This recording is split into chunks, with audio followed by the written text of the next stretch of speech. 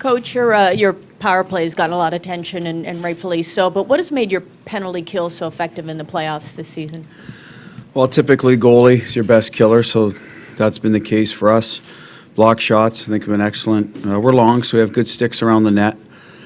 And I think the timing of our penalty kills have been mostly pretty good in terms of not having to kill 2 or 3 in a row very often where you get exhausted, because we do, like a lot of teams, use a lot of the same guys. So I'd say those are the 3 biggest reasons. I think it was pretty solid most of the year. I think the numbers were down this year from typically other years, and some of that had to do with Z being out for a long stretch, Berge out, some of our top guys. So I think those are the reasons.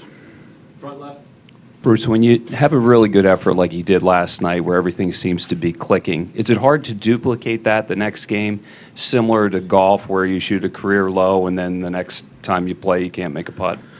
Well, I don't think we did everything great, to be honest with you. I think we were very opportunistic, obviously our power play. We did enough things well early to get the lead, extend the lead. But in the second period, we didn't manage the puck as well as we'd like. So there's clearly always stuff we can work on. Some of the adjustments we made with our breakout, I thought, worked out well for us at times. So I think there's certainly still a lot of room to elevate our game. We're happy with it, don't get me wrong. But it was far from perfect. I think our guys recognize that. So that should be the mindset. We talked about that a little bit this morning on a few video clips, and guys are out there working now. And hopefully tomorrow we're even better in the areas that we need to be better in. Pass the mic to your left. Bruce, it seems like St. Louis has been tempting you guys a little bit to try to take retaliatory penalties. How would you rate the composure of your team while still maintaining your own physicality through these first 3 games? I think it's been excellent, to be honest with you. I think Tuukka leads the way. They've, kind of bumped into him a few times. He's just, focused on stopping the puck, not worrying about that, some of the sideshow stuff. Done a real good job with that. I think the rest of the players too. I think we might have pushed back the odd time. It's human nature in these playoffs. Z got taken off the ice, I think, by Maroon in a little exchange down low, and we were going on the kill. So we hate to see us lose our best killer. So whether that was by design or not, that's an area you probably got to skate away. But at the end of the day, Z also wants to stand up for himself. So players are given the leeway to defend themselves, but I think for the most part we've stayed away from that, tried to play between the whistles, not get caught up in that, put ourselves at a disadvantage. Right side, third row. Bruce, when you make adjustments on the power play, as you guys did before Game 3, how much of Torey's ability to adjust on the power play goes into your decision-making, and what his range of skills, I guess, on the power play allows you to decide what to do? Well, he's probably the guy I'll go to first in terms of what he's seeing, because he's up top, he moves around a lot, puck runs through his hands quite a bit. So that'll start with him. Can we get that play into Berge from the top or from the half wall? Because we want to try to get a slot shot. So that's usually the first conversation. Can we get it through to Pasta? How low does he need to be? And that usually involves Marshy because he's on the half wall. Our net front guy will move around, but Jake's pretty. His job stays the same most days. Retrieve pucks, screen the goalie when we're shooting, or present your stick when we're running plays from the elbow. So, but getting back to, I think Torey's the biggest one because he handles it more. His lateral mobility is excellent. He can walk if we need him to, not go to the half wall, walk to the middle of the ice. Very comfortable faking that pass like he did on the first goal, or dishing it there if he has to, or moving right into that spot, interchanging with Marsh. So we're lucky to have a guy like that. I can relate to Torey because, way back when, that's the position I played. So it's easy. Their conversations are pretty fluid and easy. We're on the same page. Right side, fourth row.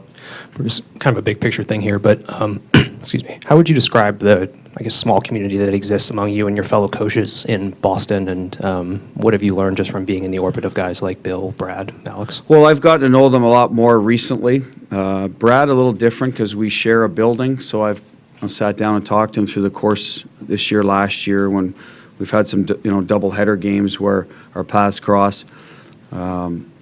We share now a practice facility. They're across the street. The other coaches you don't run into as much, but there's been phone conversations. Bill was at the game the other night, was waving the flag, and he said it was great to spend some time with him before the game. So I believe it'll get closer knit now that I've gotten to know these guys, but in general, I think it's always been real strong. I mean, Claude was good friends with Bill. Claude was there for years, so obviously nurtured those relationships. Alex is relatively new. So I think there's always a common goal, and that is the pressure to win and the expectations in Boston. So we all kind of feel the same thing, which is a good thing. You want those. So it's bringing us closer together, and hopefully I can join them with a championship. Do a few more questions, back right. Yeah, Coach, you mentioned yesterday that the Blues have this ability to bounce back. They did so in Game 2. They've done it throughout the postseason. How do you guys prepare for that expected pushback to ensure you guys still play your game? Well, it started today. I think the video session was things we need to get better at, things where we allowed them opportunities to get back in the game, and we fortunately got a save where they run one off the crossbar or post. So that was step one, about the magnitude of decision-making. I don't doubt our players' courage, compete, any of that. We're here for a reason. They have the same strengths in that area. It's just decision-making with the puck. How you allow teams, some of it's discipline, getting back on the power play. That's how the teams get back in the game, and usually it's mismanaging pucks, giving up odd man rushes. So we've talked about that all year and how to play winning hockey. So we talked about that at 1 o'clock today. Guys are on the ice preparing for tomorrow. Some will go on tomorrow morning. So that's our approach. It hasn't changed much.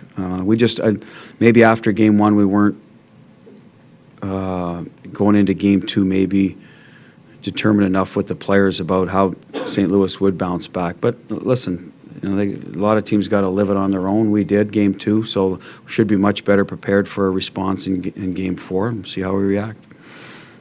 Left side standing up. Bruce, there's obviously always a lot of activity at the trade deadline, and almost always it doesn't work out, but sometimes it really does, and it seems to have in the case of, obviously, with Coyle and Johansson this year. What can you say about how seamless that transition has been and what they've been able to add to the fabric of your team?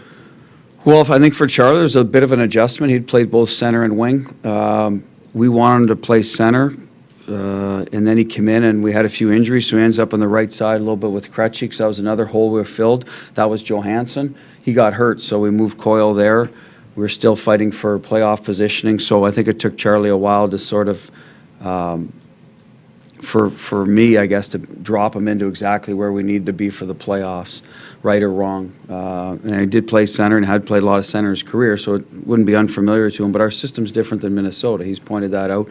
So that's where we lost a little bit. But then once we got going, he's been excellent for us. Secondary offense has, been, I don't know, pick your word. I mean, it's paramount to our success, the bottom of our lineup, scoring goals, timely goals. He's part of that. Johansson came in, found his way. He was right wing with us because of talked about the Krejci DeBrus. We wanted to fill that, put him on the left with Charlie. They seem to have some chemistry, moved a few other pieces around, and it's been a nice fit for us. But they're also guys that have played in the league. They understand what's at stake. JoJo was close in Washington, watched his good friends and teammates win last year, so I think he feels that he missed out on that, and this is his opportunity. So they've had a little more motivation in that regard.